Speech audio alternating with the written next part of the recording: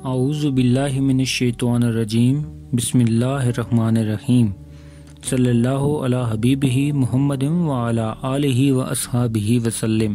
لاکھوں کروڑوں درود پاک خاتم النبیین حضرت محمد مصطفیٰ صلی اللہ علیہ وآلہ وسلم پہ۔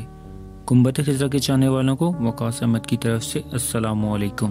اسلام کی ابتدائی دور میں حضور صلی اللہ علیہ وآلہ وسلم مسجد نبوی میں ایک کھجور کے تنے کے ساتھ ٹیک لگا کر وعظ فرمایا کرتے تھے، اس لیے آپ صلی اللہ علیہ وآلہ وسلم کو کافی دیر کھڑا رہنا پڑتا تھا۔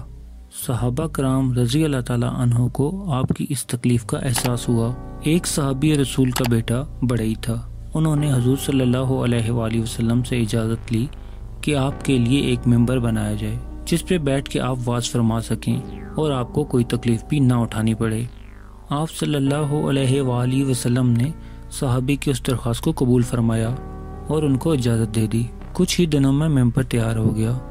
حضور صلی اللہ علیہ وآلہ وسلم اس پہ جلوہ افروز ہوئے اور وعظ شروع کیا۔ ابھی تھوڑی ہی دیر گزری تھی کہ کسی کے رونے کی اور گریہ ازاری کی آواز آنا شروع ہوگی۔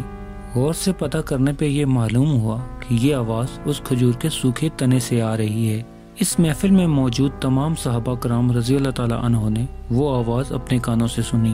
سرور کائنات صلی اللہ علیہ وآلہ وسلم نے جب یہ دیکھا تو آپ اس تنے کے پاس تشریف لے گئے اور اسے تھپکی دی، جس سے وہ بچوں کی طرح روتا ہوا تنا خاموش ہو گیا۔ ایک دوسری جگہ حضرت عبداللہ بن عمر رضی اللہ تعالیٰ عنہ روایت کرتے ہیں کہ حضور صلی اللہ علیہ وآلہ وسلم مسجد نبوی میں ایک کھجور کے تنے کے ساتھ ٹیک لگا کے خطبہ ارشاد فرمایا کرتے تھے۔ جب ممبر تیار ہو گیا تو حضور صلی اللہ علیہ وآلہ وسلم نے ممبر پہ بیٹھ کے خطبہ ارشاد کرنا شروع کر دیا۔ کچھ ہی دیر گزری تھی کہ وہ کھجور کا تنا بلک بلک کے رونے لگا۔ آپ صلی اللہ علیہ وآلہ وسلم ممبر سے اٹھے اور اس کھجور کے تنے کے پاس تشریف لے گئے۔ آپ نے اپنا دست مبارک اس تنے کے اوپر رکھا اور وہ روتا ہوا تنا خاموش ہو گیا۔ صحابہ کرام بڑے حیران ہوئے تو انہوں نے حضور صلی اللہ علیہ وآلہ وسلم سے درخواست کی کہ یا رسول اللہ ہمیں بتائیے کہ یہ کیا ماجرا ہے۔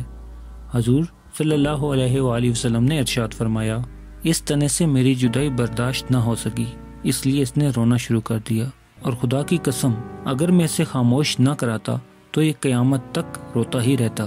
ماشاءاللہ، سبحان اللہ، کیا شان ہے ہمارے پیارے نبی حضور صلی اللہ علیہ وآلہ وسلم کی۔